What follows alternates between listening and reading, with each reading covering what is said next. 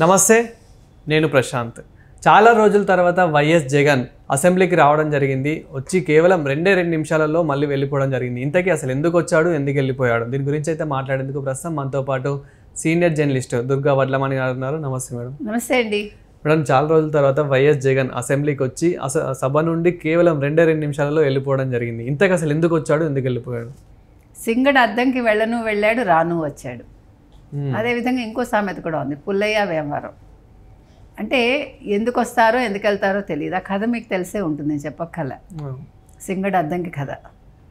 అతను ఒక యజమాని దగ్గర పనిచేస్తూ ఉంటాడు. యజమాని రాత్రి భార్యాభర్తలు ఇద్దరు మాట్లాడుకుంటారు, రేపు పొద్దున్న అద్దంకి పంపించాలి సింగడినని. అది ఎందుకు అనేది అతను వినిపించుకోడు. ఓహో వీళ్ళు వెళ్ళమన్నారు అంతే. పొద్దునే లేస్తాడు, వెళ్ళి వచ్చేస్తాడు సూర్యోదయంలోపు. వాళ్ళు ఇంకా చెప్తూ ఉంటేనే వెళ్ళొచ్చేసానంటాడు. అలాగా జగన్మోహన్ రెడ్డి ఎందుకు అసెంబ్లీకి వచ్చాడు? ఎందుకు వచ్చాడు? అనర్హత వేటు పడకుండా తప్పించుకోవటానికి వచ్చాడు. వచ్చాక కూర్చోగలడా? మామూలుగా అయితే మీకు విఐపీలకి 2వ గేట్ నుంచి అనుమతి ఉంటుంది. లాస్ట్ టైము అతనికి స్పెషల్గా చంద్రబాబు నాయుడు గారు రానిచ్చారు, కారు లోపలికి వచ్చింది. ఈసారి మాత్రం అతను 3వ గేట్లోంచి వచ్చాడు, నడుచుకునే వచ్చాడు లోపలికి. అంటే అర్థమైంది ఆయన పరిస్థితి, అర్థమయ్యి కొంచెం అక్కడ హడావిడి చేయకుండా లోపలికి వచ్చాడు. వచ్చాక మొత్తం 11 నిమిషాలు, 11 గంటలు 11 నిమిషాలు ఆయనకు అన్నీ అచ్చొచ్చిన విషయాలే. 11 మంది ఎమ్మెల్యేలు. ఏం చేశాడు? వచ్చి బొత్స పక్కన కూర్చున్నాడు. బొత్సకి శాసనమండలిలో అతనికి ప్రతిపక్ష హోదా ఉంది, వేరే జగన్మోహన్ రెడ్డికి లేదు. అంటే అడుక్కుంటారండి మీకు. ఇప్పుడు ఇదే జగన్మోహన్ రెడ్డి గతంలో ఏం చేశాడో ఒక్కసారి రివైండ్ చేసుకుంటే 23 ఉన్నారు చంద్రబాబు నాయుడు గారికి. ఉంటే ఏమన్నాడు? ఒక 4-5 లాగేసుకుంటే ప్రతిపక్ష హోదా ఉండదన్నాడు. 11 మందికి ప్రతిపక్ష హోదా ఏంటి? ఏమన్నా అంటే మాకు 40% ఓటింగ్ ఉంది, ఎవరికి లేదు. నీకు 40% ఓటింగ్ లెక్క కాదుగా, నువ్వన్న 18 మంది లెక్క కదా. మరి ఎందుకు అంటే అసలు ఇవాళ ఎందుకు వచ్చాడు? ఎక్కడ అనర్హత వేటు పడుతుంది, మళ్ళా పులివెందుల ఉప ఎన్నిక వస్తుంది, మళ్ళా నేను నెగ్గను అనే భయంతో వచ్చాడు. అంటే ఇక్కడ మనకు వైఎస్ జగన్ అనే కాదు, మిగతా ఎమ్మెల్యేలు ఎవరు వచ్చారో వాళ్ళ పరిస్థితి కూడా అదే అంటున్నారు.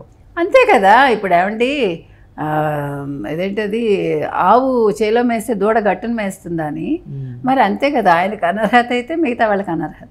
ఇక్కడ ఒక విచారకరమైన విషయం ఏంటంటే, ఆ ఎమ్మెల్యేలో 4-5 కొత్త వాళ్ళు ఉన్నారు పాపం.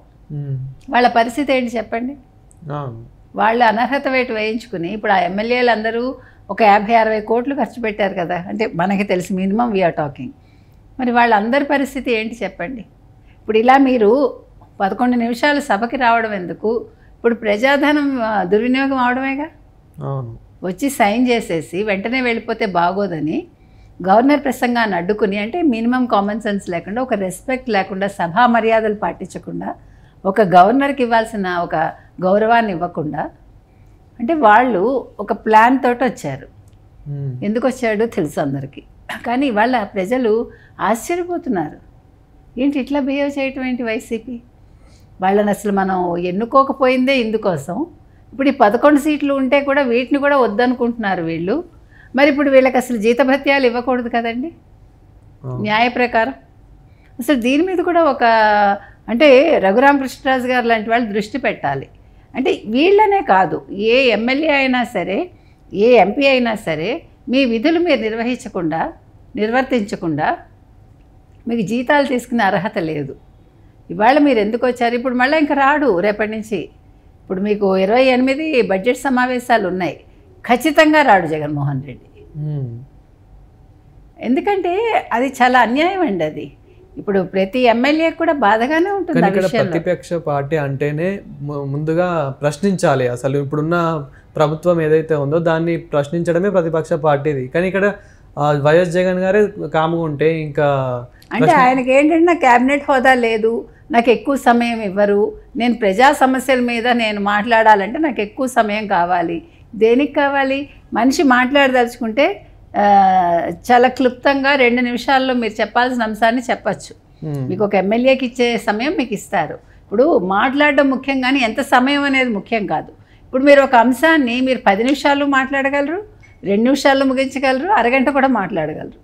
అంటే ఆ సమయాన్ని బట్టి, అక్కడ సందర్భాన్ని బట్టి మనం ఆ టైంని మనం వినియోగం. కుదించుకోవటమో పెంచుకోవటమో మన చేతుల్లో ఉంటుంది, మనం చేస్తాం. సో జగన్మోహన్ రెడ్డి అనే వాడికి మాట్లాడటమే రాదు, నెంబర్ 1. నెంబర్ 2, ప్రతిపక్ష హోదా కావాలి, క్యాబినెట్ ర్యాంక్ కావాలి, తను ముందు కూర్చోవాలి. అతనికి ఉండే ఎజెండాలు వేరు.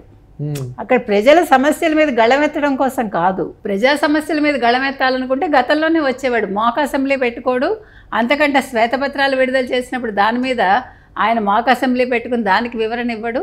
అసలు ప్రజల మీద ఆయనకు ఒక గౌరవం లేదు, ప్రజా తీర్పు మీద గౌరవం లేదు. ఒక ఎమ్మెల్యేగా ఆయనకి అసలు ఏం చెయ్యాలో తెలియదు. అందుకని రాజకీయాలు తెలియదు కాబట్టి జగన్మోహన్ రెడ్డి చేసేది ఇలాగే ఉంటుంది.